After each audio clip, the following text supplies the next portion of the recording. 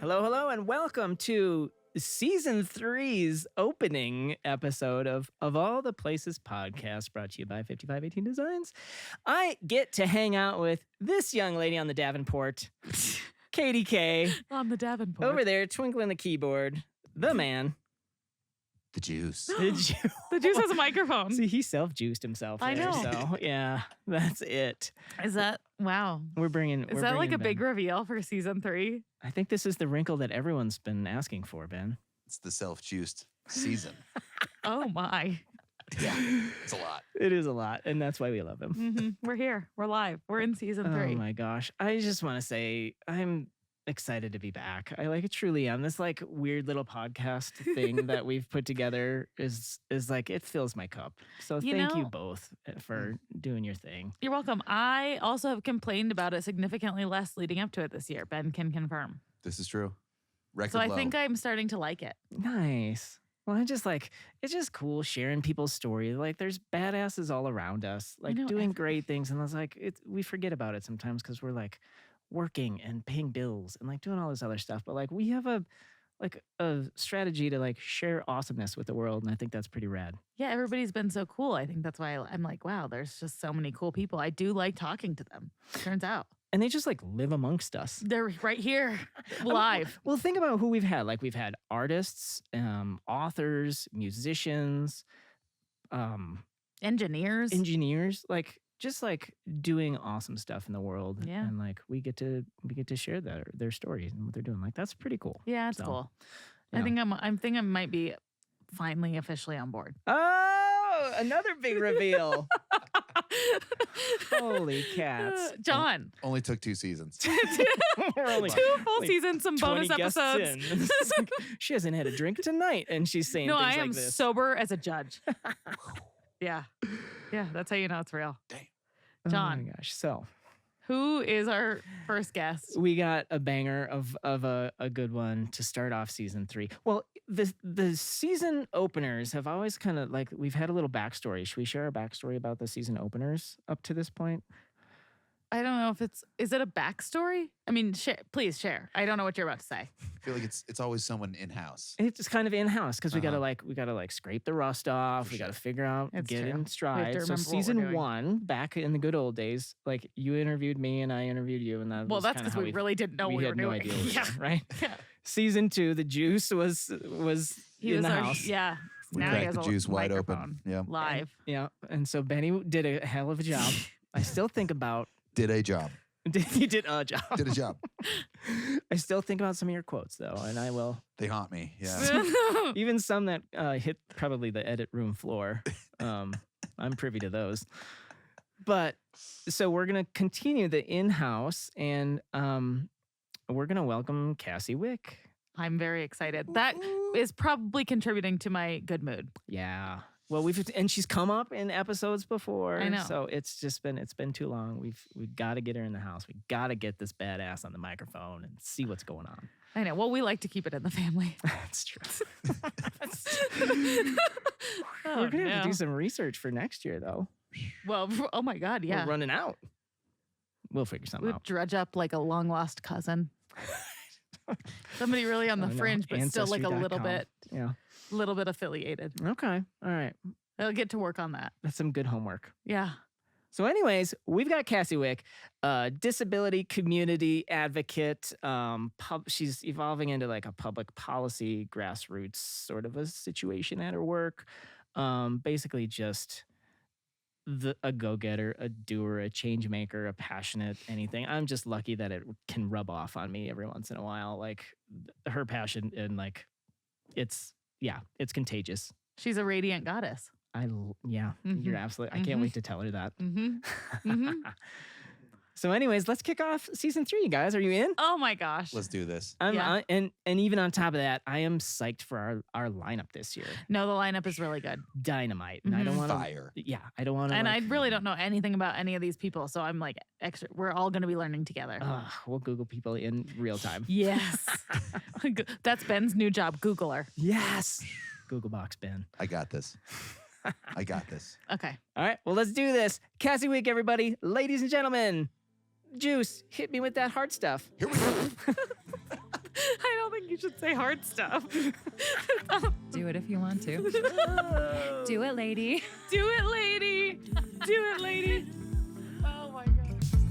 Of all the places, of all the places, of all the places, why here, why here? It's season 3. I know, it's crazy. We're so back. Ugh. Ben, we're doing it, man. Ben's Wait, we're here. not- are Oh my we- gosh. You're damn right we're doing it. Ah, there he is. Ladies and gentlemen, we're having a third. Oh my God. Ooh. Ah! Ooh. We're inviting Ben to this party. The juice has a microphone. Yes, right. And I'm just watching from the outside, and it's very awkward. This took a turn. It did take a Immediately. turn. I was like, I don't even think I it took guess a turn. I'll It come just up started. here. I'm gonna spit my drink out. Oh, ladies and gentlemen, Sandy's in the house. Whoop whoop. Cassandra. I need to tell you something that happened today at the store. Let's Oh, get no. serious. One of our employees walked in, and I told her, "Look, we're interviewing Cass tonight for the podcast." She goes, "Will you ask her every time she walks into the store why I must think to myself, how are you such a radiant goddess?" Oh wow. Who is that? That's so nice. Sarah. Oh well, that I makes sense. love Yeah. Sarah. Just sweet. So let's get this party started with a question about being a radiant goddess. Is that a question? I don't know. I mean, I think that we are so lucky because in the 9 years we've had 5518, we have gotten to love the most incredible group of people. And so I think it's easy to walk in and feel excited because, like, I'm not there all day. And I can just walk in and be like, I adore you. So I do. I think that we're very lucky. They're the children we never had. They they are. They're your kids. Yeah, we're a family at 5518. And I think that's Me one of too. them. I'm not your kid because those ages don't quite work out. But well, I think we just talked earlier that they could work out, and that's more terrifying than anything. I'm yeah. Time doesn't Yeah, stop I for guess. anyone. Yikes. In some sort of Well, and we've never felt that way. I think what's so cool about you is you came on staff, and then it was like, oh, someone who's our age, an adult. an adult, but like in a different like family way. Yeah. So it just like everyone that's worked there has just like really enriched like our experience of seeing Butte through different lenses, through like knowing the store, through watching their friendships form. Like we've been very lucky to know a lot of people that we otherwise wouldn't have. Yeah. I mean, I feel the same. That's why I work And you were there. a score. I was talking earlier about how the first time Desperate Electric came into 5518, I was standing in there and they both came in with the coolest pants on. And this girl was in there and she goes, "That's Desperate Electric." And I go, "What is that?" She's like, "It's Ben and Katie." And I was like, "I like their pants." We must know them. And it was And their it was like pants. our first meeting of you, and like to have you work there now is just such a I love it. blast. It's the funnest. It's like a party time. A second Full time. radiant goddess. Oh, pff. There's so many radiant goddesses That's there. true. I mean, I think it's pretty girl power. It up is in pretty there. girl power. Yeah. It's just a lot of girl power. But And I don't John know. Wick is a good stable base for it. mhm, You know, like you can Sometimes. hold us up. good father Sometimes. figure. Yeah. Cool uncle. Cool uncle. I There think it that's is. Cool I'll- uncle of everyone. I'll take Funkle award. Funkle. Yeah. That's definitely your vibe. Cool. That's what you're giving off. Radiant goddess and cool uncle. All right. Those That's- are some pretty good that titles. sounds power coupley. Yeah, I think it is. Oh no. I'm really excited because I know you, but I don't know a lot about you. I'm excited to share. Yeah, Katie, I'll have to take a back seat. I know. So Well, it's this like is when gonna be we your interviewed show. Ben, it's like I already know all of these things. Yeah. So it's not that exciting for me. It was still exciting because you never know what's going to come out of his mouth. Still. Still, even today. Whoop whoop. Who gave that guy a microphone? I don't know. Terrible idea. But yeah, I mean, why do you live in Butte? Where are you from? Yeah. What do you do? So I was born in Alaska, and my parents had grown up in Butte, and then everybody moved to Alaska for work. And then my vibrant, eccentric grandmother purchased a bar and a restaurant in Whitehall, Montana. And it was called Borden's. And her name is Gracie. She was over the moon about it. So she calls my dad and she's like, I just bought a gold mine. You have to come back and help me with it. So my mom, dad, and I, my brother wasn't here yet, moved to Whitehall. So I was 4, moved to Whitehall. And it turns out that she'd love it to be a gold mine, but it was the opposite of that. And sister loved to spend money. So she threw these extravagant parties and like had huge Christmas festivities, and just dancing was in Whitehall every weekend. And she just knew how to have fun. And so my parents moved back to help her with that. And I had this great gift of like growing up, going to the restaurant and being with all the coffee regulars and having gravy fries and like doing that. And then spending my afternoons in the bar with those bar regulars. You know, it was just like the way you did it. And I love the story. My mom said once that she walked back into my bedroom and I had a game with like tiny cups and I was like playing with them. And she's like, what are you doing? And I was like, playing bartender. And I was so little that she's like, Well, And so, yeah, so we lived there, and then my brother came along, and my dad actually ended up working at the actual gold mine because Borden's was not. And so I had, I grew up in that small town, and it was great. But growing up there, I never wanted to live in Butte. It's so close, and it's like my parents were from there, and you just always dream differently for yourself, I think. And so I went to school in Bozeman. And I studied health and human development. fellow Bobcat. Yes. It's funny because I never really claimed the title of Bobcat. I felt like I went to college there, but my identity was at Bennigan's, where I worked. Mm. And so all of my best friends were at that restaurant. And I just had, I went to school for 5 years because I didn't know what I was doing. At some point, I'm like, I think you're supposed to graduate. and I went to the advisor. They're like, you're taking way too many of like these credits you don't need. Like you need to do these things. So I finally graduated, and then I went to Florida and I did the AmeriCorps, which was amazing. And nothing against you, John, but I think it was the best year of my life. Fair. In Florida the whole time. Yeah, and it wasn't Florida that was good. It was that it was a literacy-based AmeriCorps program. And so me and 14 others moved to this town just south of West Palm Beach. And we all lived in this, and it felt very much like an episode of Friends. Like we all lived in these apartment buildings together and like had these spaces that we could share, and everyone was so different. And, like we learned so much about each other, and we were helping people. And it was just such a profound experience to be able to like just spend one whole year dedicated to trying to make something better. And it was such a special experience. And I'm like, I got done with that and I'm like, everybody that graduates from college should do AmeriCorps. Like you don't get that opportunity again in your life to just give, like to like we did hurricane relief. Mine was like the program was literacy, but I worked in an after school program teaching people radio. And I didn't know anything about radio, but that was like where I got put. And so it was just really fun. And the girls it was all girls. It was like a female program. And, the beach was like 4 miles from there. Some of them had never been to the beach, so you got to see a completely different lived experience than your own. And yeah, it was just the best thing ever. So then I came back to Butte after I didn't want to live in Montana. I wanted to still explore, but I came back, and the weekend I got back, I met John Wick. The weekend you got back? The weekend. I tried to yes. snag her as quick as I could. Holy moly. You were quick on that. It was Well. awkward, but we did it.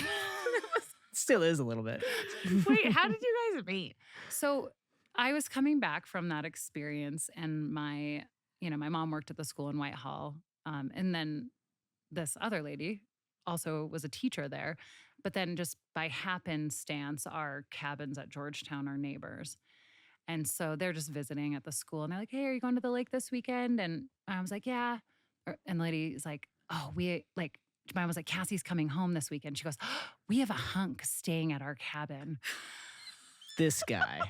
And Yeah, so right. they are like matchmaking the two of them. And we don't really know. My mom says, I guess there's like a cute guy that's staying there. And now all the years I've gone to Georgetown, because we've had this property, my grandparents bought it like in the 60s.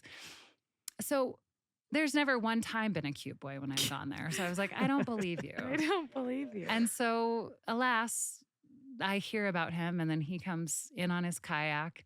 And we have this very awkward interaction of like, well, we know about each other.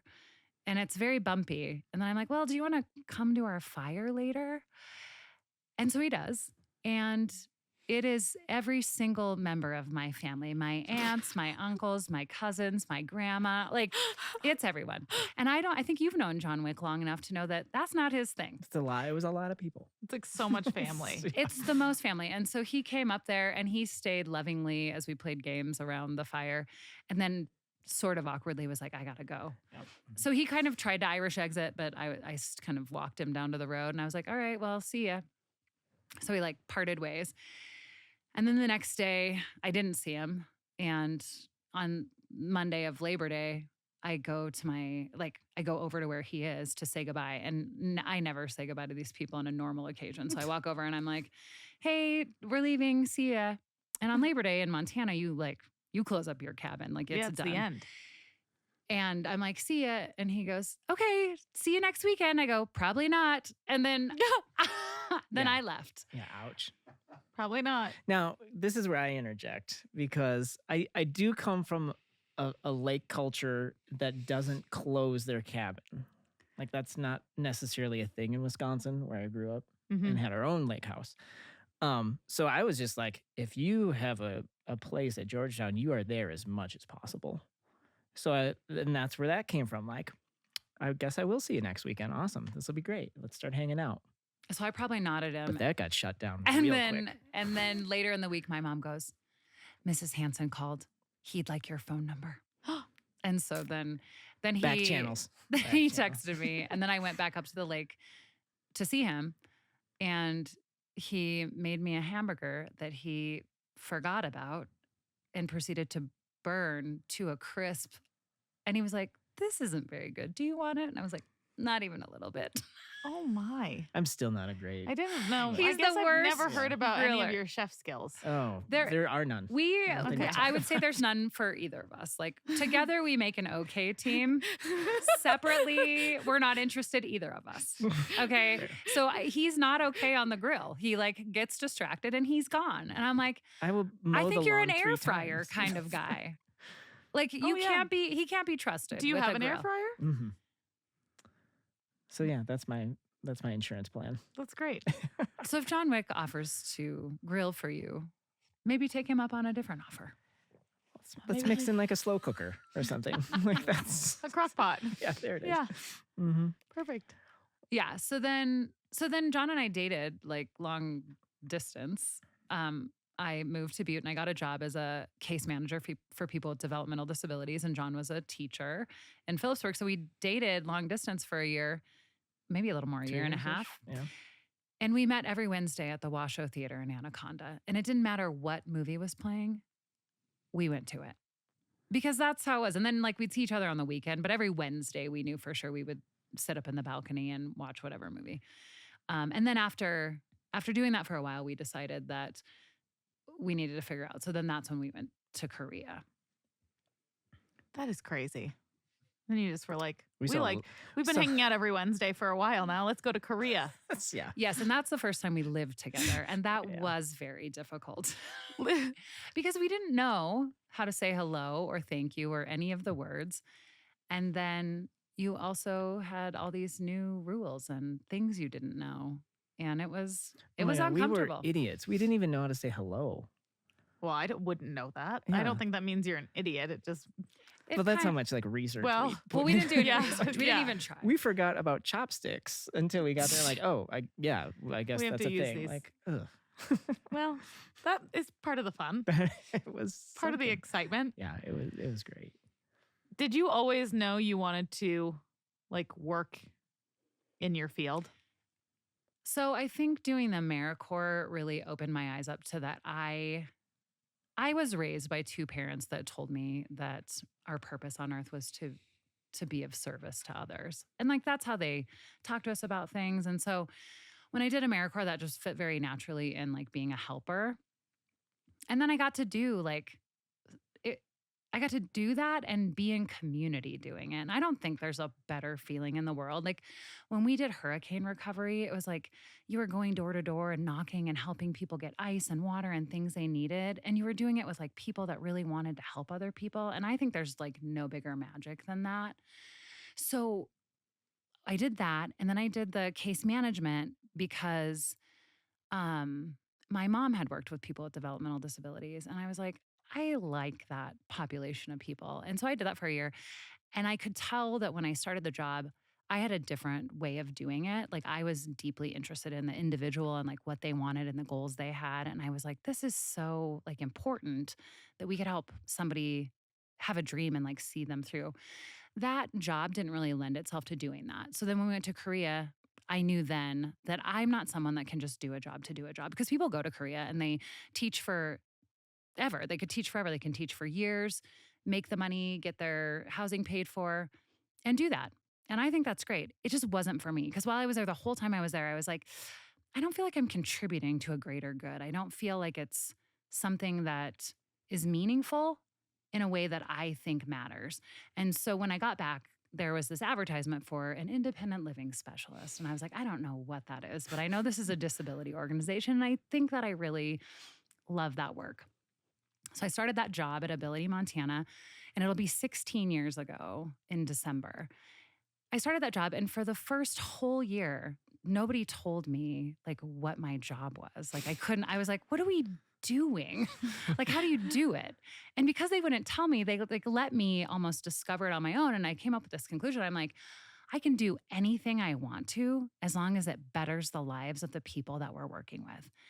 And then from that definition, I was like, oh my God, like this could be huge. Like you can dream with somebody and do something that's so meaningful to like the outcome of their life. Like I can't think of anything better. And so I think like 16 years later, like I'm still very excited about this work. So I think that like that was for me. And I think like when like I'm very passionate and it's mixed with like doing, like that combination to me is just like, I think I found what I'm supposed to be doing. Can you talk a little bit about like the independent living movement? Yes, if you put me on the spot. Well, I'm just dangerous enough. I've got just enough experience dipping my toe in, like through you, and then the conference that I met Patrick Quinn at. Yeah. One of our former Yeah, and guests. so you have visited with Patrick, and he is, of Mhm. course, like so steeped also in like disability work in a way that's like so genuine and thoughtful. So the independent living movement happened, started back in the 70s, and it was, people with disabilities couldn't go to school or, weren't invited to participate in anything. There were no civil rights laws that allowed people to participate.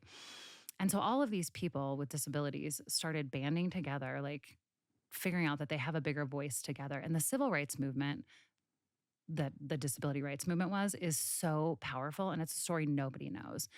And so they got together and they started being like, hey, if you give federal money out to people, like that should apply to all people. Like if a school gets federal funding, every person should be able to go to that school, and they should be able to access that school in a way that's meaningful. And so these laws started coming in that helped make sure that everywhere that received federal funding would be accessible to people with disabilities. And then that led to the Americans with Disabilities Act. And in between all those movements, Centers for Independent Living, which is where I work, formed, and they really started to elevate the voice and help people reach goals that otherwise may not have support.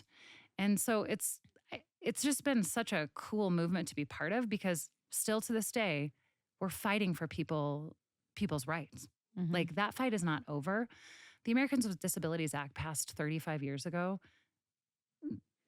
People don't even follow it still, and they don't know it exists. And it's meaningful because anyone can become disabled at any time, right? We have grandparents and people that we love that need the features of accessibility that the ADA allows for. So there's all this work that needs to be done still, but it comes through an awareness of like more people just paying attention to, if we do something, we should do it right the first time. And so at the Centers for Independent Living, I think we're that voice of like on the ground advocacy, being able to talk about like, hey, Butte, this isn't working, or whatever town we serve. And I've been able to have a lot of really important conversations that have shifted the needle in the way of accessibility for the people of our community. This is a hard community to grow old in. You can see that like if you need to get upstairs at your house, you got some thinking to do. You got some figuring out how to get into that house. And we have people, I mean, they're like, I'm not leaving my house. Mm-hmm. And no one should have to leave their house. But we have to build things in a way that makes sure you don't have to leave them. And like the way Butte's built makes it difficult. But boy, people have figured it out. Oh, yeah. Right? People are like, I'm not going anywhere. Yeah. And I love that. Like Mhm. that's the kind of like grit of Butte that's just so It awesome. Yeah. You know, and helping people figure out like how to have a voice in places that matter.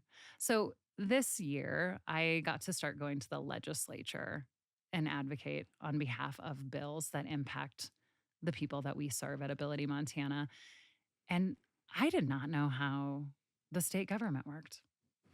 I didn't. And I'm not ashamed about that because I think a lot of people have no idea. I think most people don't know. I mean, I think I have like a general idea, but I probably don't know. Yeah. And it's so many more things than you think. I'm like, wait, how does this work? And so I got really excited about like learning about the process, but then also seeing all of the bills. First of all, there were 4,300 bills proposed. 4,300? Yeah. They Like, read that's not a 1,100 euphemism. of those. That's 4,300 bills. Like, that's insane. So those were all possible bills that could have been pulled forward. In order to pull a bill forward, like these are probably not the right words either, but in order to get a bill out of like that state of like a proposed bill, someone has to sponsor it. And then you have to get a bunch of other people to sign off that, yes, we think this is a good enough bill to move forward. So that's all work in itself. And there's only 3 months to do all of this. So they ended up hearing 1,100 bills, give or take. Yeah. That's still too Voted many. on them, heard on, like, you know, like went through this process. And it's not like short. It's like No. you got to go to the House, you got to go to committee, the House, another committee, the Senate. Like it's got to do all these things. But what I started noticing is that things impact you at a state level and people don't know what's happening. It's too cumbersome. It's too overwhelming. You don't know what's happening. You wouldn't know how to say it. But when somebody stood up that is not the usual lobbyist or usual suspects in the hall, people listened because they didn't expect it. And so I had the opportunity to work alongside a couple different people who are wheelchair users that came up to speak on behalf of different bills. And you could just tell the difference in somebody paying attention to the story they were telling versus me standing up on behalf. So in my role now, my goal is to elevate voices. But I don't think it's just like in the disability community, we all can elevate our voices. Yeah. And like we're in such an interesting political time that it's just so important that you don't have to pay attention to everything, but we all have to care about something, right? Like, and so if there's something you care about, write about it. Tell somebody. Like, don't think you're not powerful. Because you are, like, your voice matters. And I think in all the work I've done, I've been an advocate, like a fierce advocate, literally for the last 15 years. Probably more, but like vocally. And the thing that like fired me up the most was I was like, it matters to give a shit. And like I have the Leslie note button that says, I care a lot. It's kind of my thing. Because it's In true. Leslie, we trust. Yes. really. But it's not, but like, I'm not unique in that. Yeah. And it's like, how do you help someone else believe, like, if they have a voice, to use it? And like, if more of us did that, like, what would it look like? What would it look like to be engaged in government in a meaningful way, to have the community you want to live in, to have the state you want to live in? But so often we're so busy in our own like tunnels of stuff, like people have children and just 1,000 things going on. But like if you have something you care about, like you can lend voice to that thing, but you don't have to lend voice to everything. It's too many things. It's a lot of things, infinite things. It's infinite. That's cool. So you enjoyed the time in the legislative session? Yeah. I think being uncomfortable, one thing I learned about from John and I in Korea, I've never been more uncomfortable than I was in Korea. And I learned so much about myself from that experience. And so now when something uncomfortable happens, I'm like, okay, I'm ready. You know, like I welcome it. And so that was another experience of like, I don't know, but I flipped a very difficult vote with a gal. And after I did that, I was like, okay, like you just be brave. Like, and I talk to myself like I talk to our dog. I'm like, you got this, sis. Well, you have to. I do. And I'm like, yeah, let's do this. You know, like psych yourself up for Yeah. stuff. Pep talks. Yeah. And if you never ask, the answer's always no. True. And so, you know, being brave enough and bold enough to ask for what you want, knowing that someone might not agree with you or let you down, like what a gift to be able to practice that skill, because that's a lifelong skill. It is. So I loved it. I thought it was fun. I'm going to the interim sessions now. So they meet in between because Montana's legislature meets every 2 years. So right now they're in their interim sessions. So they meet just like every other month for certain committees. And I'm, on Monday, I'm going to go listen to the transportation committee meeting and lend voice to, the disparities of transportation in, our most rural counties. And yeah, That's you got to so talk cool. about stuff where people don't know it's a barrier. Yeah. Mm-hmm.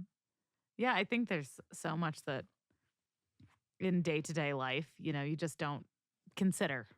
Like, Well, you don't know what affects you till it does. Right. And in that, I mean, there is truth to like, I can ask people all day long to care about people with disabilities, but until it happens to you or you love someone, it's hard. It's hard maybe to know. yeah. And I think what's so cool is like John has been able to be part of this movement with me. Like he's been going to these conferences for Gosh, 10 years, or more maybe? years. And he actually, when he had cancer, he got to like transition into disability among people with disabilities. And I'm like, that's a gift. Like you don't always get to be surrounded by people that are just like so awesome in this like wider movement across the United States to just like hold you in this like incredible space. So like it's been, I think, really meaningful for the both of us to like have this community. So I just remember the conference right after all of my cancer and surgery and everything. I walked in, I was like, oh shit, these are my people. I was like, yeah, The crew. right on. Oh, that's it was just like, awesome. yeah. And they were just like, yeah, whatever, come on in, man. So, yeah. And I think our role is to help flip the script on, disability is not a bad word. No. And I think that's changing. But we have a lot of work to do as a society to help make sure that people are accommodated in jobs, that we are tolerant of people that are different from us. Like there's so many little things that would make big impact if more people just had more awareness. So, Mhm. Through my job there, I get to constantly work on that stuff. That's cool. That's And I'll get really- fired up with anyone about anything. I do. I'm just like, what do you care about? Yeah. I'll care with you. Yeah. And I think you can do anything as long as one person has your back.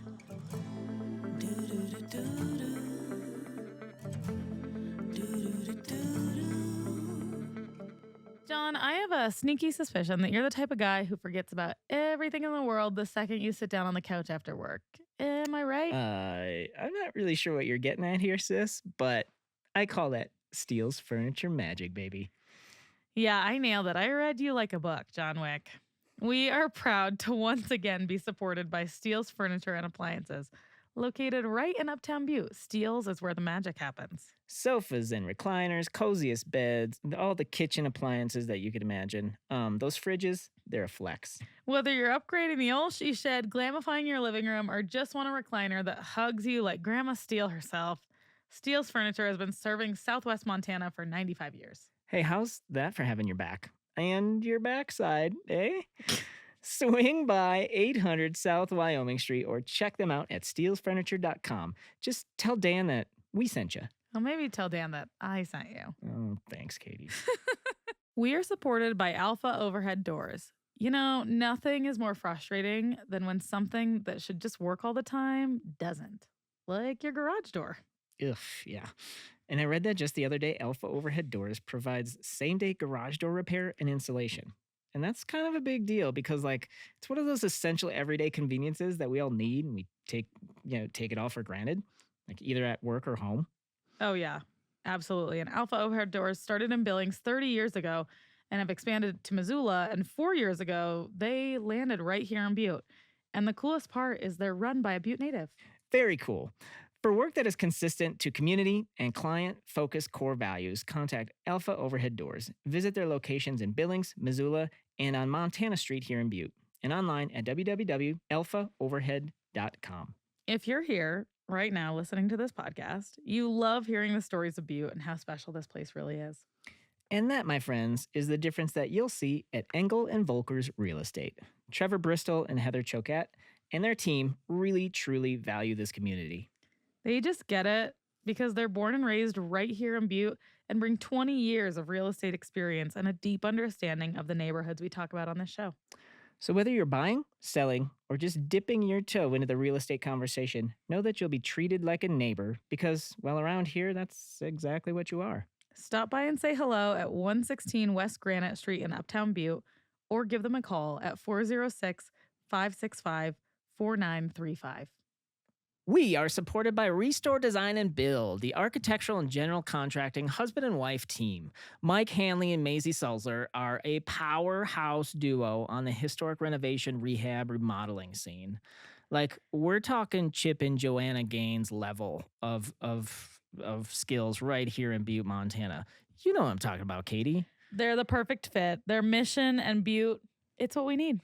And I got to tell you about their current project. It's unbelievable. I've been lucky enough to step foot in the old Fairmont Creamery building. Now, this was a big, old cold storage warehouse in Butte. It's like a 3-story. It was a burnt out shell when they purchased the property. I thought they were crazy. Soon, like very soon, it'll be 5 beautiful apartments in Uptown Butte. Now, I've been lucky enough to see this progress. They've been doing a fantastic job. It's just unbelievable what they're doing to that space. Rethinking and creating living spaces in like this crazy unused historic structure is unbelievable. What they're doing addresses such an important need we have in Butte. We've talked about it a bit on this podcast that in order to create a vibrant, exciting community where people want to be, we need to reimagine these big old structures and get people in them and using them. And more people living right in Uptown Butte is such a good thing. And like I said, they are the definition of dynamic duo. Like this Chip and Joanna Gaines, yeah. But they're also a little bit like, oh, I don't know, Taylor Swift and Travis Kelce? I think they're kind of a lot like Sonny and Cher. Sonny and Cher, yeah. What about like Salt and Pepper? Ooh, okay. Snoop and Martha Stewart? Yeah, yeah, girl. Peanut butter and jelly. You got to go that. Lewis and Clark. Bill and Ted. Bill and Ted. Napoleon and Pedro. All right, I'm going to shut you down Okay. with Forrest Gump and Jenny. That's it. That's like, that duo can't be topped. You've won. But we're talking about Mike and Macy from Restore Design and Build. They run a one-stop shop for all your design and construction needs. Check them out on Facebook and Instagram. You'll be happy you did.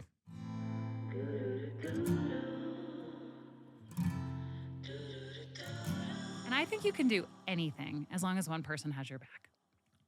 Yeah, that's profound. That is. Write that down, Ben. Got it. Okay, good. Great news. We're recording. We got it. We locked it in. Just double checked his computer. What did I say today that was so good? I had one of those. You did. It was. did write we it were down. filming something, and I drew a blank, and you filled it in behind the camera, Mm-hmm. and it was the most magical moment. We give. No, you No. buy. We give. Everybody wins. Yeah. Something along those Yeah. lines. You shop, we donate, everybody wins. Yeah. It was just like Katie. Just came right out. She Katie'd He's all like- over. He's like, did you just The best. make that up? I said, sure did. Right on the spot. Just That's where inspiration comes from. just right there. And those moments of being uncomfortable. Were you I was. uncomfortable? The whole John gets time. uncomfortable. You do know He- that about He him. does on camera. I should do a whole video of like Alicia mentioned this today that I should do just like an outtakes Oh, video no. of you going, blah, blah, blah, blah, Wait, blah, start over. Wait, cut that out. Cut that out. Just a Mhm. video of that over and over again. It would be our biggest reach. I can tell you that. I'm right now. sure it would. I'm sure it would. Everybody just watching you go, first, cut that out. Cut that out. Let's just start over. Oh my gosh. But we do have some fun. I'm curious about. So you talk about changing like changing the world, basically changing the world for the better. Um, and I know that you also have done quite a bit of work through the BID here in Butte in the Uptown Business District. Is that just like a happenstance intersection of two passions, or maybe first of all, could you explain the BID a little bit, and then your role in it and how you came to be involved with it? Sure. So the Business Improvement District is brand new.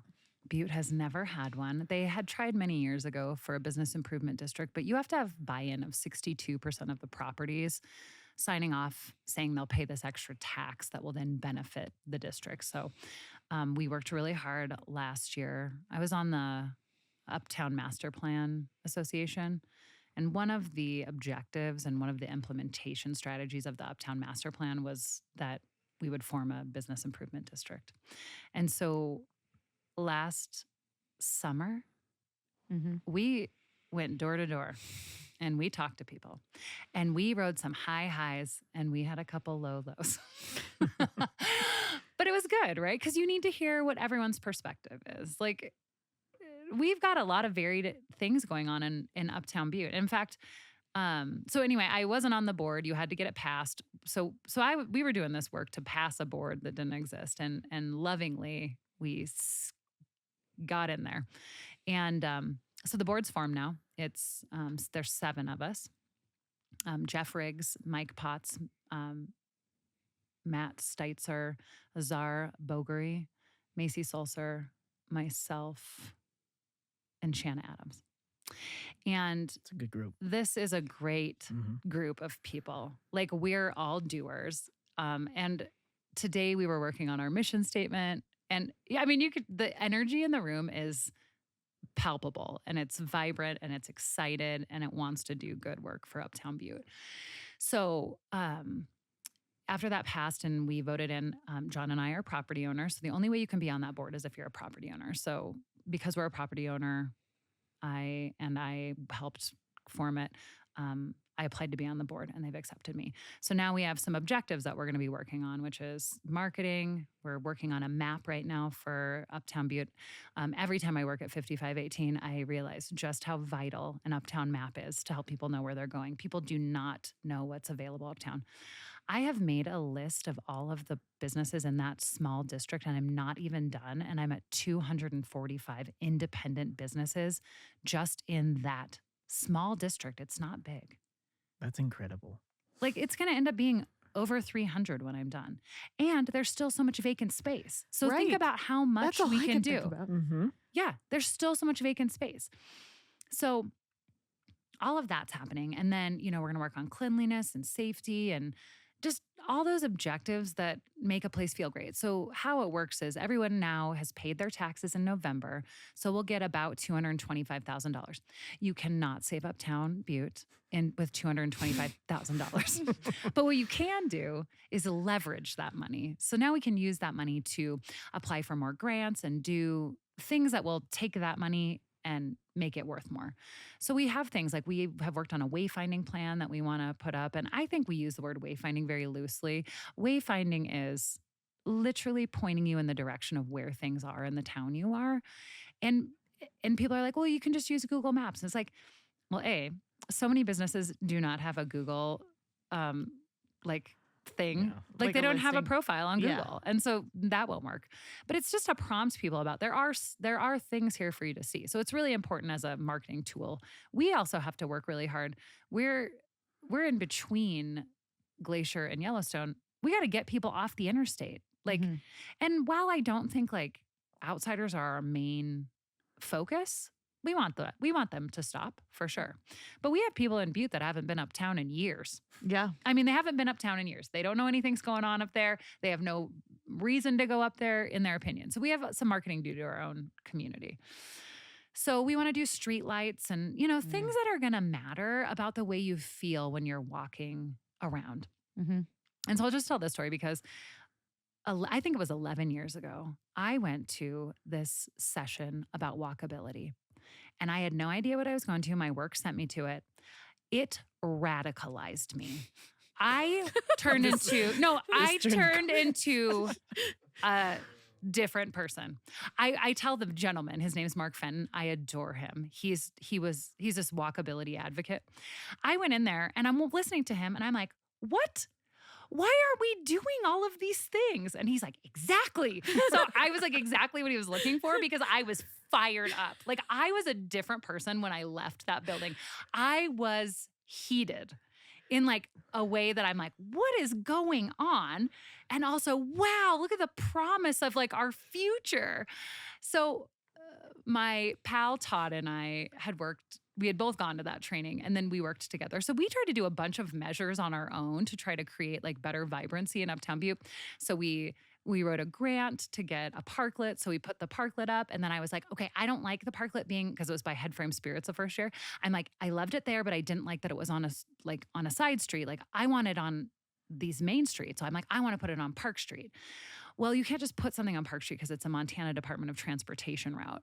So then I'm like, let's have a meeting. I love community meetings. Like I think everyone should know that like if you don't like something, you can make it better. And I don't think enough people, like I think a lot of people complain, but they don't know the route for a solution. Yeah. And so I think if we flip our script on the way we talk about stuff, it's like, it's okay if something bothers you and you don't think it's good, but don't just complain about it. Be ready to take action on that. Like, do you care about it enough? Because bad energy just spreads. So if I'm complaining to you and you and you, well, that's all we're doing. Mhm. But if I'm like, I don't like that, but I want to do something about it, there are routes to change. But it takes everybody caring. I think so often we assume that it's the government's responsibility to take care of everything. It's our responsibility to contribute to that. So garbage that's on the ground, weeds that are growing, shoveling our sidewalks, like these are all things that are our responsibility that makes the place we live great. But if we don't think it's our job to do it and we don't do it, then the next person's not going to do it. And so as we like see that apathy go one way, we can also see that energy go the other way where it's like action's happening, we're keeping things clean, we're making things beautiful. You see it all the time.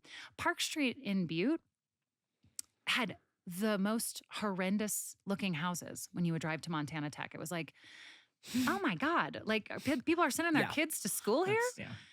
In the last 10 years, almost every one of those places has been remodeled, painted, taken care of. So like that's the good energy of a place, right? Is to see like if you paint your house, now I feel like I got to paint my house. We like that kind of energy. Mhm. But likewise, like I'm a major snow shoveling advocate. And I could talk about that for the full hour. On our next episode, it's like snow shoveling 101. Please do your part and shovel your sidewalk. Because what happens is I have to take care of my own property. And that means my own house, my own sidewalk. And if I do that, then my neighbor sees that I'm doing that and then they do it. But if I don't do it, then that neighbor doesn't do it, then that neighbor doesn't do it. And you can see it in neighborhoods everywhere. And you can see it the likewise. Like if I shovel, then they shovel, then we all shovel. There is nothing better than a neighborhood you can move through. Now, we know that there are some people that can't take care of it on their own. And so that's our responsibility as well. Who lives around us? Are they elderly? Are they disabled? Are they a pregnant lady with 2 other kids who can't shovel? Like, how do we take this as an opportunity to see our neighbors and see that through so that we can have the neighborhoods we want to live in? So anyway, these are all elements of this guy radicalizing me, where I just started looking at, like, I'm just like, we need trees and benches and just all the things that make a place great. Okay, I like love it. Give us all the things. So in this time, I'm thinking about Uptown Butte because this is 11 years ago, and Headframe Spirits had probably just opened, but that was by and large the only thing uptown, and the M&M. But like not a lot was going on 11 years ago. And so John is doing design work, and we decide we're going to do the farmers market. And so we do the farmers market every week for 5518. Just faithfully. We spent one whole summer there. And every week we added a new hat and a new shirt to the mix. And what I learned about me too is that makes me uncomfortable. I am not a salesperson. I was like, surely everyone has a shirt and a hat by now.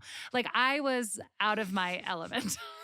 I was just like, you don't have to buy anything from this Surely everyone booth. has No, a I shirt was and a hat. terrible. I was just like, you don't have to buy anything from me. I was like, don't let me work I'm this not booth. sure that's the idea. So- here, but Anyway, it was not the idea. But we got done with that. And it was kind of like the end of the season. And I'm like, what are we going to do? And I'm like, what if we contributed to the betterment of our community? Like, what if we did something that made this place feel like it matters? So we didn't really look at anywhere else but where 55 is. Don't you Right. think? One other building, but yeah, I don't even remember what it was. It's where the M&M is now. The 2 doors down from where we Oh, yeah. currently That are. looked like a lot of work. That's why we didn't do that. Well, it also looked huge. I remember walking in and being like, "Oh no, this is." Well, now that's you a know you big could site." use 1,000 pounds of space because Yeah. it's so. And then Fran Doran sold it to us for a very reasonable amount. Mhm. Sound like a grandmother. Reasonable. On the Davenport. So she sold it to us for something that was so doable for Mhm. us. Like, if she wouldn't have done that, like, that would have changed everything. So we are very lucky because we didn't go into debt trying to open a store. Like, we opened the store. There was nothing in there. Like, the pictures now are just like so embarrassing Oh, when it's I think about it. pathetic, I'm like, wow, we invited people in here. Like, we had like 6 things. But because we did that and we didn't spend all of our money, we just kept building the inventory. Now, you know, we have more things than we could ever have needed in the world. Like, it's crazy to look at it now. Mhm. But that was because she also held out for the community she wanted to live in. Fran didn't sell that building to just any person. She was selling it to somebody that was going to care for it and contribute to the community. And that's the kind of energy we need in Butte, right? Like, there are buildings all over for sale. They're going to cost so much money, but gall, if we could find the people that have a vision for them, that appreciate the grittiness of Butte, the like kinship of Butte, the love of Butte, like, those are the people that we want to develop the community. You know, tons of people are nervous about like what could happen to Butte, and like rightfully so. And so I think with the BID, we're just trying to be really mindful of like, how do you honor the past, but like have hope and a vision for the future? So how do we steward all of that together? I don't want people to have to drive out of town for a nice loaf of bread. And I don't want them to have to drive out of town because there's nowhere to get a pair of jeans if you're a dude. You know, like, we've got some gaps we need to fill in town. And I think we need to be really realistic about what we're having people do to get their needs met. And it's shopping online, which we don't want people doing that. We want them buying from the people that are working in our town, and we want to buy them from places that give back to our community. And so how do we do all that? So the BID is going to do our best to like build something that we can believe in. Yeah, that's really cool. Do you think in the last 11 years or when we've farmers marketed, how the conversations have changed? It's not even the same uptown at all. Like, I think it feels 2 things. It feels like we've had the store forever, and it also feels like 9 years. You know, like, still feels young. The amount of businesses that have moved in and like invested and contributed to what's going on up there is just like, it's so fun to be part of and to like support each other. And I think like the Uptown Butte Business District is so loving to one another and supportive and would like do anything for each other. So I think that energy has been like, I think probably for us, one of the most Absolutely. rewarding parts about having a store is that you're part of something that makes the whole community better. Well, yeah. I mean, in my shorter time here in Butte and even shorter working uptown, like, I had some friends come to town for a girls' weekend. We didn't leave uptown. We didn't need to. That's like the best news. That's a Like, great quote. yeah. We literally, we went to Front Street Market. So we got right That's to in the Middle Earth. right and to the that's edge. okay. Yeah. That was the furthest we went. We literally stayed. Awesome. We got coffee, we had lunch, we shopped. We had everything we needed between my house and Uptown Butte. Like, we didn't go anywhere else. We spent the whole weekend just right in Uptown Butte, and it was great. Like, and even when we moved here, there wasn't the stuff to do. Mhm. Like, you couldn't spend a day in Uptown Butte. What would you be doing? Yeah. Exactly. A lot of drinking. Yeah, you'd just Well- go from Maloney's to the M&M. Right. Right, because good builds good, right? Yeah. Like, you can see people being like, I want to be part of that. So Yeah. that energy is happening. It is funny. We have some work to do. A couple times when I was at the shop people are like, what is there to do here? And so I grab whatever map is available and I'm like, oh, you can do these things. And here's where you can watch the sunset. And I'm talking to them about it. She's like, oh my God, thank you. Because the last person I asked said, you can just get drunk here. Oh my. And I was like, I mean, you can. you can do that. You And there are certainly- other things. And so then someone else said, oh yeah, someone told me that you can just get drunk and gamble here. And I'm like, I want us to help the people that live here know that there are more Oh, there's things to do. Yeah. And I think what's really fun now is like you used to say like, oh, I live in Butte. And people would be like, oh, like give you Mhm. whatever response. Okay, Now ugh. you say it and people are like, oh, I love Butte. I'm like, well, we'll take it down a notch, right? Like, Yeah. well, you can't just love it all of a Yeah. sudden. Reel it in. No, that's what my friends were saying when they were like telling their coworkers they were coming down to visit. Their coworkers were like, "Why are you going to Butte?" And Mhm. one of my friends was like, "I love Butte. I've had the best of times in Butte. We're gonna have so much fun." But then the perception of even still in other places in Montana, her Definitely. coworkers were like, "Why would you go to Butte?" Well, and we don't want those people here, right? No, Like, we- so I think that that's we want her. We want her we to be want like, "I her. love Butte." And we want the people that are ready to discover something different. I don't think there's better people than there are in Butte. Like, I don't know what your experience was because you've lived in both Missoula and Bozeman, have you? Missoula was incredibly brief and during COVID, so I don't feel like it's Okay. a fair Mm. picture. But we have a lot of friends there Yeah. and that have lived there for a long time, so I do feel like I have a general idea. yeah. But we lived in Bozeman for a long time.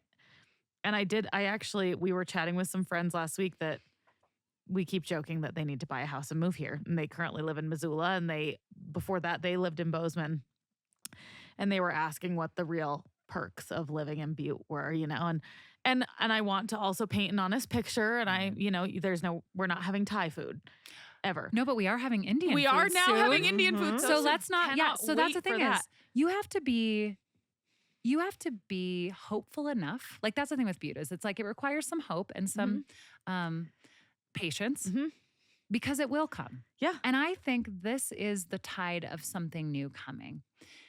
Will that change who decides to live here? Maybe. We also still have the pit, Mhm. So Yeah. I think like there's a balance, The right? Berkeley Pit Swim Club. Yeah. Um, And that's not a swim club for everyone. No, it's not. It's not. It's just for the few of us. But I did like the thing that I kept coming back to, like my resounding note. I was like, I've never lived anywhere with a community like Butte.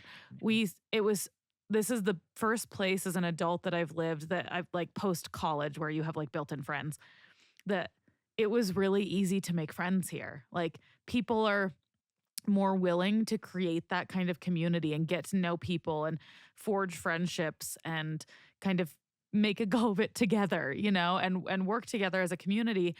And that I had not experienced any of the other places I've lived as an adult. Like, Yeah. And like a genuine care for people that they don't know. yeah. Like this is a town of like, it will help you. And so I think sometimes we're in a bubble, right? Like there is something really special about Butte that still has each other's backs and looks out for neighbors. And I mean, we're still a community that has our own problems, right? But like you can be walking down the street and just be curiously looking around and someone will want to help you know where the best place to look around is, and like help you find what the best food is. And like people genuinely want to like make you feel comfortable here in a way that other places don't.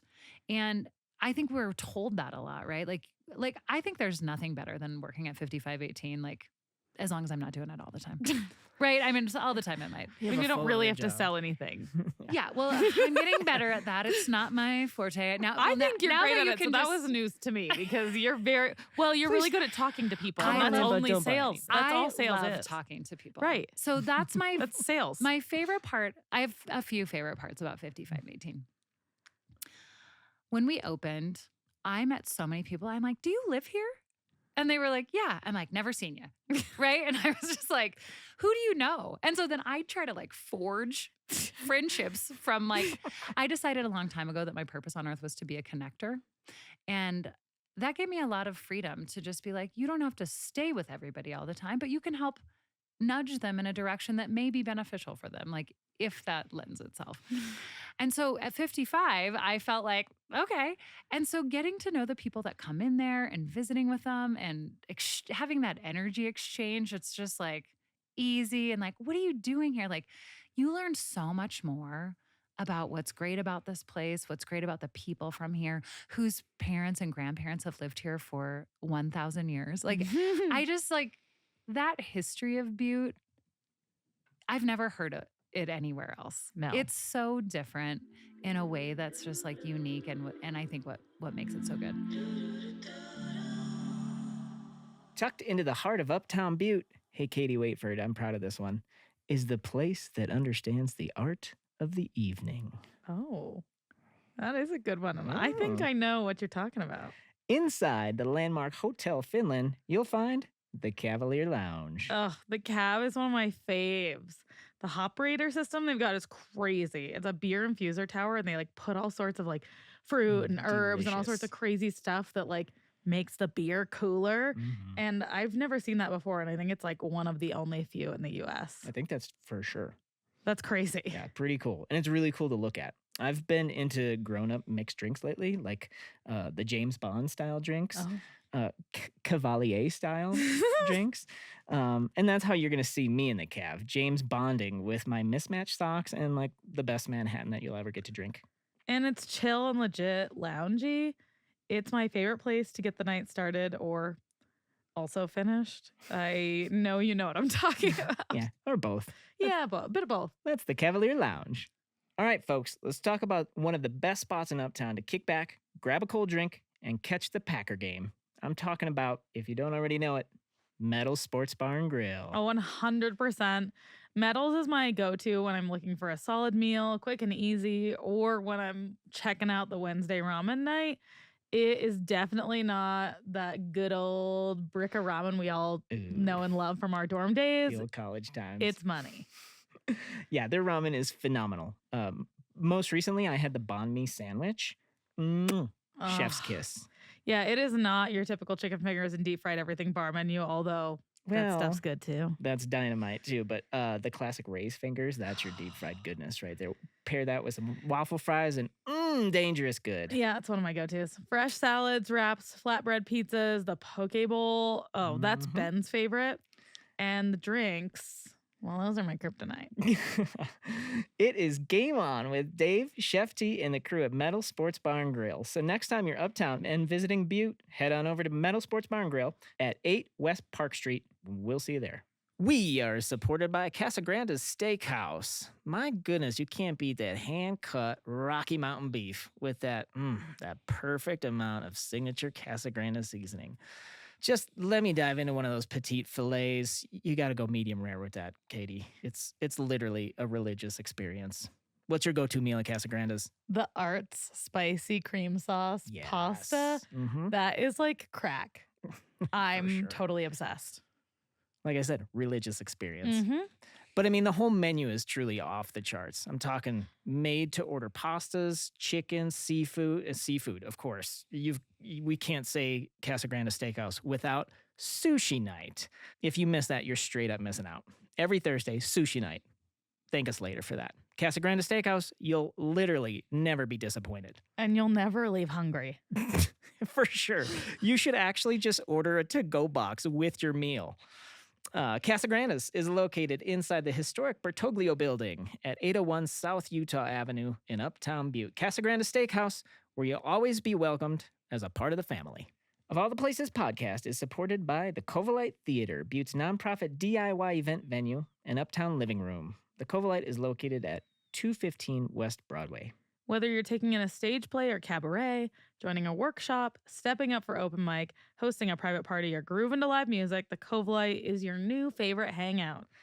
Weekly opportunities to stop by the Covalite are made possible by partnerships with Town Square Media, Ziply Fiber, and Clearwater Credit Union. Hey, Katie, let's tag team these events. Cool? Yeah. Tuesday nights are open mic nights. Every Wednesday, there's a free movie on the big screen at 7 p.m. And then there are several other notable events and concerts coming right up. January 10th is the Northside Nasty Rap Showcase. January 31st is the free Snowflinga Winter Festival after party featuring Float Like a Buffalo, a really awesome funk rock band from Denver. And we couldn't be doing this ad without screaming from the mountaintops about the show on February 20th with Butte's own, wait for it, Desperate Electric and Bozeman Still Gone. It's a good old-fashioned hometown throwdown, We're baby. hyped. We haven't played the Covalite in It will actually have been 2 years Dude, I'm when we geeked do that about show. So I'm so hyped. I'm excited. We can talk about it. Nice. So for more events, activities, and info, visit covalightpresents.org. Don't miss a chance to come out and play at the historic Covalight at 215 West Broadway in Uptown Butte.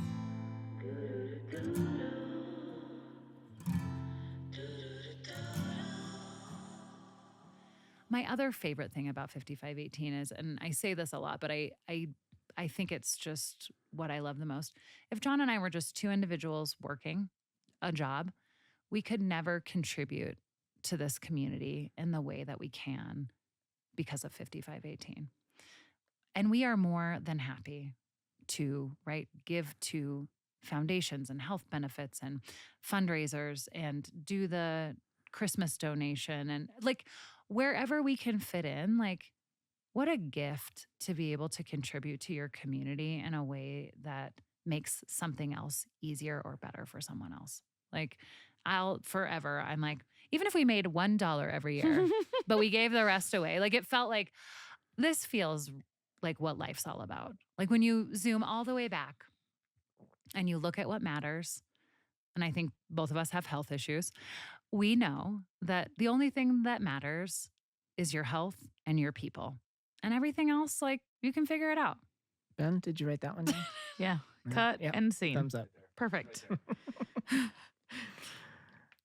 No, I couldn't have said that better myself, Yeah. honestly. I mean, that's kind of why we have the storefront in the first place, is to contribute to our community. So And John's just running his body ragged and trying to keep it going. I feel like I'm And I just cheer him on decomposing. from the side. And to just listen to me chirp about how we must have the Uptown gingerbread houses on merchandise. I didn't let that rest. So we will have I have them. We also do have them. asked to use the Uptown gingerbread houses, so they're going places. I have also learned how to tag the shirts. And to be honest, skills you that never is a thought you skill, okay? Oh, the art, Like the the gun. inside. The tags, Oh, the Tagger well, things. gun. I can't use that. Don't ask me That to do thing that. makes That's me above my angry, pay grade. Okay. Uh-huh. I don't like that. The little tagging gun. thing? I don't like that. I little don't gun. think people realize what it takes to make a small business run. Like the little details in the background. Oftentimes I look at the young people that are working there and I'm like, you do this job. Because I can't. Like Mhm. emotionally, sometimes I'm like, it's just not going to work for me right now. Like taking those shirts is so hard. It's really hard, and they're fast at it. Yeah. No, they got it. And you know what? They don't care. I mean, they care, but like they don't care. Like I'm like, oh no, am I making too big of a hole? Like I am overthinking the process. Yeah. They have like the minds that work quick enough that they're like, boom, done. Mm-hmm. So there are jobs for all kinds of ages. Mm-hmm. And they've got it. They've got their system, and then the shirts are done. I love them all. I do too. Mm-hmm. I never imagined at 30 years old I'd have like some 16-year-old friends. I don't know if they're my friends, but I think they're my friends. They probably don't think. They're part of your family. now. I mean, that's just like because you care about them. Yeah. Oh yeah, And you want to see, like, we have watched so many people grow up now. I'm like, invested. no, you are invested. And you know what? Some of the best friendships have come out of that place. Like for us to see people like now be in their like mid 20s and they started with us when they were in their, that's what's wild to me, right? Like people started at 18 and now they're, you know, Mm-hmm. and they made their best friends who are still their best friends who are in their weddings. Like we're watching people grow up. And yeah, our lives have been so enriched by like every person that has stepped through those doors and committed time with us because Yeah. it's a commitment. I mean, our Emmy, we love her. She just got married. I'll Yeah. never forget the very first Christmas stroll that we were open. Now, mind you, we're the only business uptown, basically. Not the only one, but like kinda. And there only still new was a one. Christmas stroll? Well, there had always been a Christmas stroll. Okay. But it was more like there were restaurants open Right. and maybe some pop-up shops.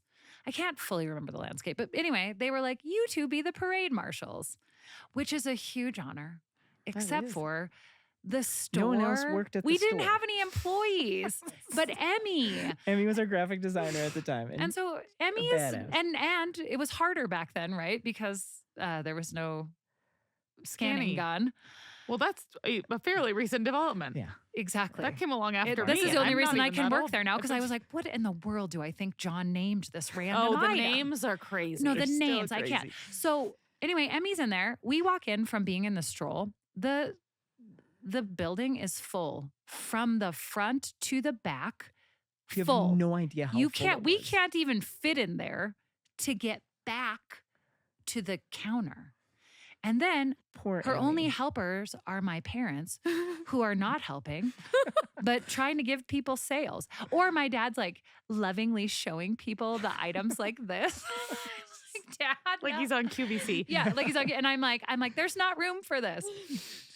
Oh, So like the evolution of 5518 and even leading up to like John has great dreams and like visions for things. And so to let that come to life in the form of shirts and in the form of videos and dances, like that is who you are. And I think like what an incredible gift to work in a way that lets you express who you are. And then to like start the podcast. Like I think all of the evolution has been like made bigger because of like wanting goodness to spread. I think it comes back to a lot of what you've said tonight is like vision and making things better for a lot of other people in town.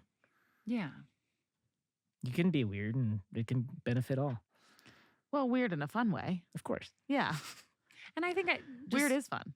weird is fun. And like there's so many fun, weird, wonderful people in Butte. Mhm. So like all of the stuff we talk about here, like that's not unique to us, right? Like that's replicated all over Butte. And like to know the characters and celebrate like the businesses, like this is a place that is beloved for a really valid and good reason. Like there are really good people that live here. Mhm. And sometimes you just have to go on a little vacation to remember them.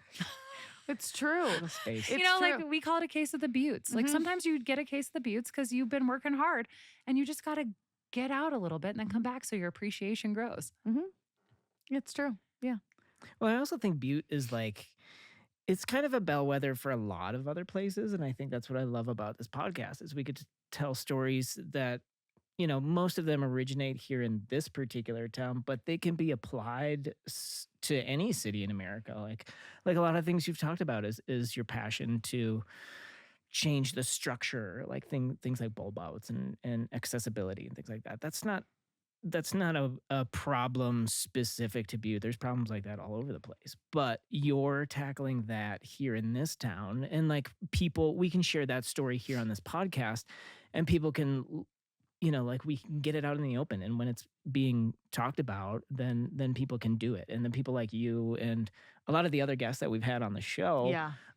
they can do what they're Half good the at. BID Yeah, board, I right. think, which is amazing. Yeah, and those are the experts, and those are the doers, and those are the people with a vision that can see this place and the possibilities of this place, and put the plan of attack in motion to benefit everybody, to benefit the businesses and the people and the culture and the community.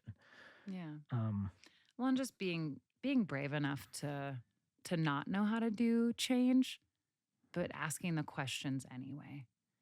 So saying, I want to make this place better, whatever this place is, and not letting it just be something that you think, but that it's something you contribute to. And everyone doing their own small part makes such a huge difference in every community. There's one woman in Butte, and I'll never forget the story, and I love it so much. She always, and you'll see her to this day, she walks to her office with like a grocery bag and she picks up all the garbage she sees. And I said to her, hey, I love that you do that. Why do you do that? And she goes, oh, I was walking uptown with my nephew one day and I said, God, I wish someone would pick that up. And he looked at me and he said, well, why don't you pick it up? just And as simple so- as that. Yeah. And so just that sentiment that like, you're somebody, we're all somebody. And like our ability to contribute to the greater good is what I think made this place great to begin with, right? Like we took pride in the place we had. We took pride in our lawns and the way we looked after our neighbors. And obviously life is changing and things are different. Like people have different priorities or, you know, are distracted and for 1,000 reasons. But if we get back to the core of like what makes community great, it's really just a bunch of small actions that add up to make something really good. And we all can do that. And we can do it anytime, every day. And so, you know, just kind of as that, my passion point is get to know your neighbor. If you don't know them, figure out how to say hi to them. Figure out, even if you are like, we do not get along. We had a neighbor that I was like, we didn't talk for 8 years because we had what I think was a little bit of an incident. Oh. And this last winter, I was like, I'm going to help her shovel. And I went over and I'm like, can I help you shovel? And she was like, I can do it. And I was like, I have this really great shovel and I would love to help you. And so I did. And as we shoveled, I could just feel like any of the tension that we held melt away. And by the end, I had her phone number. She had me come over. And it was just like, I think we build stories in our head about like interactions that we have with people, and they aren't necessarily true. And so, like, as we look out into our community and we look out in the way that we can interact with one another, it's really important that we do our best to have cordial relationships. I think people get scared. They're like, oh, if I get to know that neighbor, they're going to like abuse my phone number or ask me to do too many things. Well, that's on you. Have a better boundary, right? like know thyself well enough to just go, I can't do that. What I can do is this, right? And like, just be direct with people. Like, let people know what you need. And so I think my biggest goal is to let people know that you matter, your voice matters, you can contribute it at any time.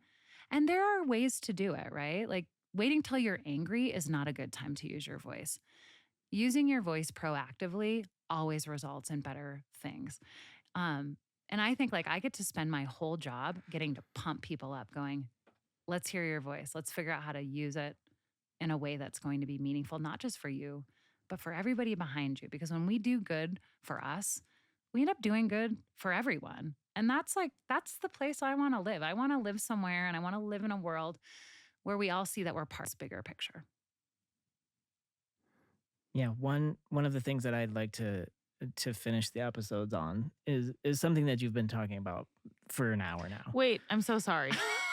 I have one final really important question that I Perfect. have to know, but I have to know if you love musicals as much as John loves musicals. Oh, I'm so sorry. I should've know this started is with just this. not even like, yeah. but I've been thinking this all night. The answer is yes. Okay. But the answer is yes. I think I love them more because of John's love of them. But what I think I'm learning about myself is I think I've always loved Disney, and I think Disney is child's Broadway. Oh, Right? it Like, absolutely is. Right. And so, like, if I start the day and I feel like I might not be in a mood that is going to be suitable for myself to enjoy me all day, That's a really nice way to say I that. will play Disney music. And I will listen to those because they're also like so good. Yeah. And so then kind of likewise, we then also listen to Broadway. So like our happy music is Broadway music. Mhm.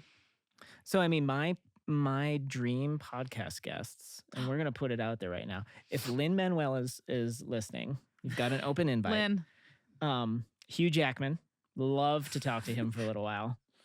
Yeah, that would star strike me. And I'll go away from Broadway with The Rock. Well, wait a Oh minute. my. Well, he did Moana. It's like a Broadway adjacent. He sings. Yeah. Yes. Yeah. Well, he did Moana. Cool. But we So there you have also, it, guys. but You're we good- went to invited. Gutenberg, which was with Andrew Rannells and Ooh, I love him who so much. is Olaf? yeah, who's Olaf? Oh, I don't. Then we might need you on the Google machine. Who's Olaf? Help. Josh Gad. Oh, Gad. yes. Ah, yes. good. Yes. We went to that, and I have never smiled that much in my lifetime. There he is on the We computer. smiled for 1.5 hours because that was such a beautiful experience. And so those two are the original cast of Book of Mormon. And if you have not listened to the Book of Mormon soundtrack, wow. Mm. Have you? Have you? No. Okay, get ready to live. Okay. It is Ben, how do you even It is describe so the Book good. of Mormon? I've never been because you've seen it. That's like my number one musical. Well, it is the number one Most- musical in America, right? It's like the longest running musical right now on Broadway. It's incredible. It's just like It is jarring though, right? If you Jarring. don't know what Oh, you're yeah. getting into, you leave there. Like, I think I like it better now that I've had like time away from it because I was like, what did we watch? And that was on Broadway. If It is Ben likes it, I have a pretty so- good idea of what the content is. Yeah. it might be a little crass. It's A so little. good. But it's the so tactful. music. Music's incredible. Yes. So that's, yeah. Just Broadway is so fun. So unfortunately for John, though, my brother lives in Queens, and I have now gone twice to see him without John, and I feel terrible when I go to a Broadway show without him. I'm just like, I'm gonna go to this, and I am sorry And I am because sorry. he is crushed. What have you seen? It takes Recently? Without him? Yeah. So Death sorry. becomes her. Mhm. It was so That's good. my dream. It is spectacular. 6 I went to Oh. Mary, and there's more. and then it's not called Six though. It's called Stranger Things. Stranger Things on Broadway is out of this world. Like what they can do on a theater set. I was captivated for 3 hours because it was just like so realistic. Like the Demigorgon comes out over the audience at one point in time. Like it's amazing. So I do love it. Okay. Sorry, that was my hard-hitting journalistic question. I Love just it. like had to ask before we wrap up with the rest of the really nice stuff. Yeah. We could have talked about this stuff all day. I too. know. I know. It's probably for the best that I left it to the end Yeah. so that it didn't just run the whole show.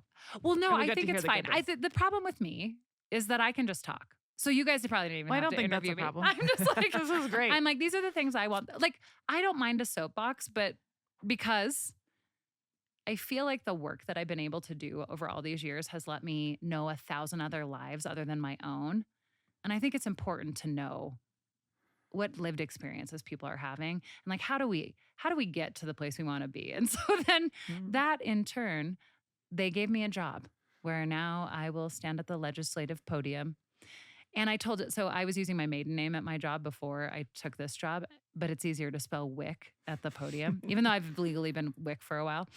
So now it's been a big change because for 15 years I used my other last name. And now I'm like, I shall bring great shame upon your name, John Wick. It's going to be quite a ride. Well, buckle up. Maybe I'll just add to it then. Well, I kind of want everyone to get on the bus. Like, let's create some good, like, seriously good trouble. Yeah. I think we can. And I guess to that end, I would tell anybody if you want to get geeked up on something, I will be your hype girl all day long. Like, I love advocacy so much. That's amazing. Oh my gosh. Well, let's get on the bus. So the Oh. question is, you've talked about vision and kind of how to make the world better. And my question is rooted in history, right? Because in Butte, we're such an old town, and we always talk about what it was like in the good old days and like the magic of Butte in the 20s and how people's eyes just gloss over and they're transported back to this just magical land. And we've gone through all kinds of different iterations throughout our community in its own history. And we sit here, and all of your work is good and it's doing stuff, and you're a change maker, and you're just like, you're doing the stuff, right? So instead of looking 100 years back in time, what I'm curious about is in 100 years into the future from now, what are people going to say about the time that we're living in and all of the work that you've got your fingerprints on? What do you think people are going to say about this time in Butte's history? I think they're going to say, I'm glad this rowdy group of people didn't give up on this place. Other cities have had their whole downtowns torn down and rebuilt. But I think because we have a group of people that are willing to fight for what's beautiful about Butte and what's unique about Butte, I think that people will be grateful that we did right by her, that we looked at her with hope and a vision, and then we made her better. We got her streetlights. She has accessible corners. Everyone can visit. No one's complaining about parking. I think that people will be glad that people are having conversations that mean that we're looking to the future of this place. Because we saw what happened when people didn't do that. We saw when people put 1970s facades over the top of buildings that didn't work for them, right? Like that was a disadvantage. And so now we're going to look at the future and go, how do we preserve her and then make her better? Well, thanks You for your win. work. We all win. Yeah, well, that's true. Thank you. Thank you for ensuring we all win. That sounds like something a radiant goddess would say. It's true. Yeah. Sarah's so nice to me. My girls. Well, she is just so nice. Yeah. And I mean, right now, I think this is a time to be hopeful. And I think sometimes it's hard, but like, that's our job. There's nothing else to do. So we can Well. be down on it or we can go, The alternative Let's do does not this. sound like a good time to me. Mhm. it's not a good time. And it's actually not where we need to be putting our energy. No. And so like let's do it. Like let's band together with like hopeful unicorn goddess energy. Let's have dance parties. Let's have Yes. block parties. Like let's do things that build community because what we are missing is knowing that you have someone that has your back. I think that a lot of times people are like, I don't know if I have anybody because I've gotten so awkward or I've gotten so distanced from people or health happened to me or whatever happens. But we can like use this time to rebuild community. And so, Hey Neighbor is going to be looking alive and doing block parties. And we want everyone involved. That's fun. Mhm. And when you've got a community, it makes a place more desirable. Like that's where you want to spend your time, where you want to spend your money. Where You don't wanna, want to get out of town. right. No, you want to wanna get stay. in. Yeah. You want to stay. Get into town. Get it. Get in. New tagline. Get into town. Get into town. That's the new BID God, catchphrase. we are nailing Get it. into town. Today is the day of catchphrases. On that note, thanks for spending some time with You us, goddess. guys, I felt Yay. very left out because I haven't been to this beautiful like studio. You've been having all these conversations, so I'm thrilled that I got to be. Oh, Part we've of got that. plans for Yeah, bringing I'm you still a back. bit foggy on the plans, but they sound great. I'm a little confused, but we're Well, gonna rock. They welcome are to living rock with John solid Wick in for my head. 19 years. Oh. I mean, they're- Foggy on the plan's gonna do it anyways. That's the best way. Yeah. It's just, you don't need all the no. information. In fact, that's where confidence comes is by just going. Yeah, you just like you do. just do it. You just do it. Yeah. And there's enough of us. We'll figure it out. Yeah. there it is. Thanks, you guys. Love That's you. Love you. Of all the places, of all the places. Thanks so much for hanging out with us today. And thank you to our favorite radiant goddess, Cassie Wick. If you're a fan of the show, please tell a friend. That's the easiest way to support this show or any others you listen to. Please don't forget to hit the follow and subscribe button on your favorite podcast app or on YouTube, and be sure to check us out on Facebook and Instagram. Of All the Places is produced by Morris Mountain Productions in partnership with 5518 Designs. Our theme song is made specifically for the show by everyone's favorite power disco duo, Desperate Electric. For Katie and Ben, this is John. Thanks so much for listening to Season 3 of All the Places podcast.